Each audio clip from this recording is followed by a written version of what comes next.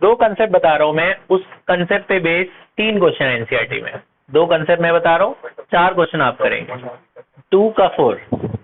ठीक है, सुनिए, first concept, second concept, 2 concept पे आप 4 क्वेश्चन करेंगे, मैं आपको बता दूंगा कौन से 4 है, बस आप वो दोनों कंसेप्ट सुन लो।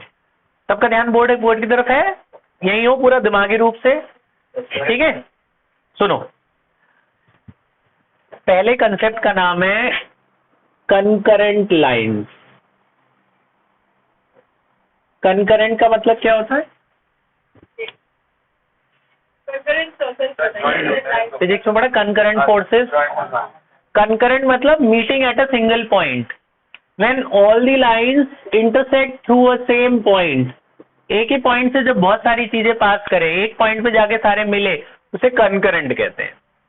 तो इस पे 2 तरीके के क्वेश्चन है एनसीईआरटी में, 2 इसके हैं, 2 इसके हैं, 4 क्वेश्चन है टोटल। पहला क्या है, जैसे आपको 3 लाइन दे देंगे, ये आपको 3 लाइन दे दी, ठीक है, आपको बोला कि ये जो k गायब है वो k निकाल लो, k गायब है ना, यहाँ k की वैल्यू निकालनी है, ठीक है। तो क्या करोगे आप, 3 इक्वेशन है ना, फर्स्ट, सेकेंड, थर्ड। मेथड सुन लो, बस मेथड बता रहा हूँ, आपने करना 2 इक्वेशन को सॉल्व कर लेना। सॉल्व करना 10 में सीखा है, एक्स वाई निकाल लेना, इन दोनों को ऐड करके वाई वाई कट जाएगा, एक्स निकल जाएगा। एक्स आ गया मान लो 4, वाई आ गया 1, ये एक्स और वाई इसमें डाल दो, एक्स की वैल्यू 4, वाई की वैल्यू 1, तो के आ जाएगा ना 8 और 3 11, तो के कितना आ गया 11। आसान है, ठीक है। क्यों डाला एक्स और वाई इसमें, क्योंकि तीनों एक ही पॉइंट से पास हो रहे हैं ना, तो तीनों का एक्स वाई सेम होगा, तो पहले 2 से एक्स वाई निकाल के उसको तीसरे में डाल दिया तो के निकल गया। बात समझ में आई? एक तो ऐसा क्वेश्चन है, एक है प्रूविंग वाला, उसमें भी 3 लाइन है। वो 3 लाइन कुछ ऐसी है, देखो, y is equal to m1x plus c1, y is equal to m2x plus c2 और y is equal to m3x plus c3।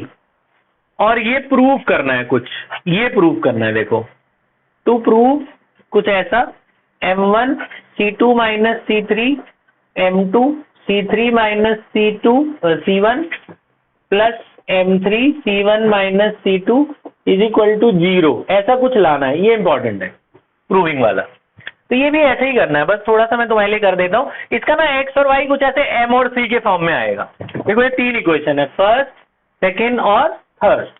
तो इसमें भी वही करना है। क्या करा था इसमें हमने, पहली वाले में पहले 2 को सॉल्व करके एक्स वाई निकाला, तीसरे में डाल दिया। ऐसे इसमें भी करना है, पहले 2 को सॉल्व करके एक्स और वाई कैसे निकालोगे, देखो, निकाल के इसमें डालना है और ये प्रूव हो जाएगा। एक्स वाई निकाल के उसमें डाल देना है। कैसे निकालोगे, माइनस कर देना, वाई कट गया, यहाँ क्या बचा 0, एक्स कॉमन आ रहा है, एक्स कॉमन लो, क्या बचा m1 माइनस m2 और इधर क्या बचा c1 minus c2, c1 plus का है, c2 माइनस का, इनको इधर ले आओ, ये इधर आएगा, c2 इधर आएगा प्लस हो गया, c1 उधर जाएगा माइनस, ये x के साथ बच गया बच्चे, ये नीचे चला जाएगा, तो x की वैल्यू कितनी आ गई c2 minus c1 divided by m1 minus m2। ये x उठा के दोनों में से कहीं डाल देना, बस मैं मेथड बता रहा हूँ, आपसे नहीं होगा तो मैं कर दूंगा। तो y इक्वेशन 1 में डाल देना, x y निकल जाएगा, फिर ये x और y थर्ड इक्वेशन में डालना, एलसीएम लेना, सबको एक तरफ ले आना, ऐसे कॉमन नॉर्मल है कि यही प्रूफ हो जाएगा। करके देखना, नहीं होगा तो मैं कर दूंगा। मैंने x निकाला ना, ऐसा आ रहा है ना x, ऐसा ही कुछ y भी आएगा, बड़ा सा आएगा, मतलब आएगा 2 टर्म ऊपर 2 टर्म नीचे ही, ठीक है। x और y उठा के यहाँ डालना और ये देखो प्रूफ हो जाता है कि नहीं होता, आपसे हो जाएगा। सेकंड टाइप और सुन लो, सेकंड टाइप है बेटा एरिया ऑफ ट्रायंगल। ये पिछले साल आपका डिलीटेड था कोऑर्डिनेट ज्योमेट्री में, इस साल है एरिया ऑफ ट्रायंगल। आपको अगर ट्रायंगल के 3 पॉइंट्स पता है, मतलब कोऑर्डिनेट मुझे पता है, ये x1 y1 पता है, ये x2 y2 पता है, ये x3 y3 पता है, तो एरिया ऑफ ट्रायंगल का ना फॉर्मूला होता है, मैंने शायद लिखवाया था, देखो अब याद कर लो मेरे साथ, मैंने ऐसे 10th में पहले याद करवाता था मैं, जब 10th में होता था ये, देखो इधर ऐसे याद होगा, x1 plus x2 plus x3 लिखना दूर दूर, और सबके साथ लिखना y minus y, y minus y, y minus y, x1 plus x2 plus x3 सबके साथ क्या लिखा y minus y, y minus y, y minus y, 1 2 3 ये याद कर लो, 1 2 2 3 3 1, 1 के बाद 2, 2 के बाद 3, 3 के बाद 1, 1 के बाद 2, 2 के बाद 3, 3 के बाद 1। इसका क्या मतलब है? ये x 1 है तो 1 के बाद क्या आएगा?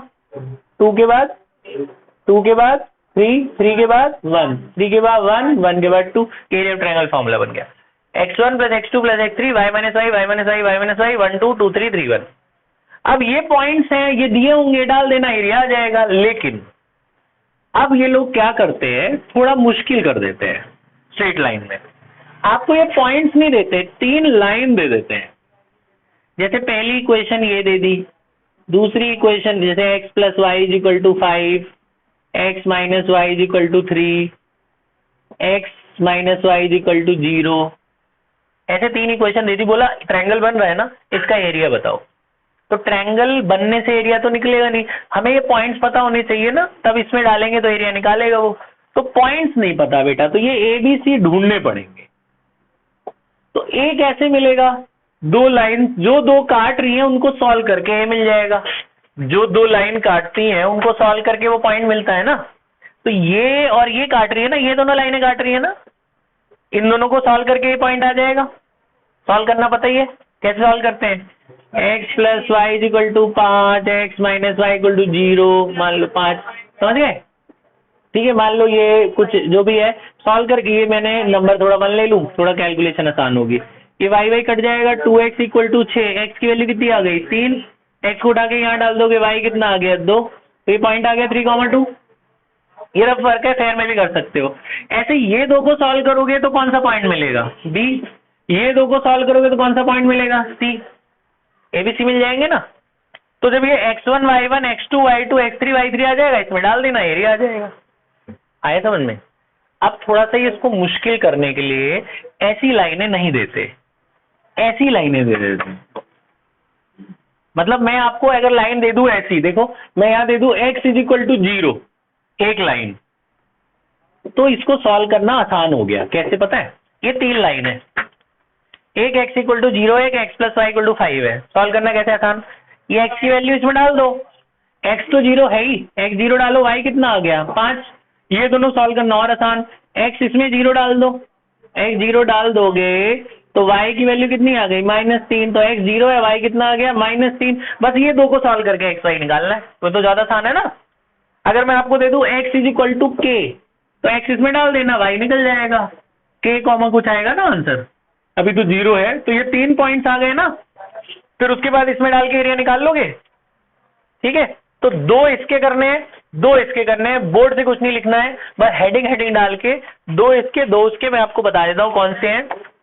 एक तो आपको करना है जी एग्जाम्पल 11, एग्जाम्पल 11 नई बुक में, और नई बुक का, और मैं पुरानी को भी बता रहा हूं, और क्वेश्चन 7 और क्वेश्चन 9, 3 इसके कर लो और 2 इसके कर लो।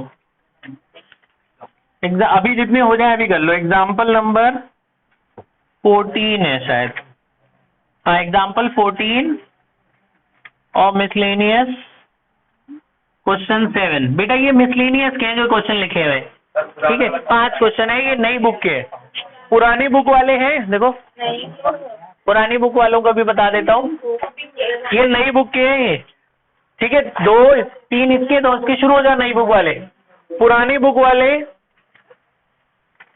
बेटा बिना आवाज करे, पुरानी बुक वाले ओल्ड बुक, एग्जाम्पल 20 और मिसलेनियस का क्वेश्चन नंबर 9 10 9 10, ये 8 9 होगा। और इधर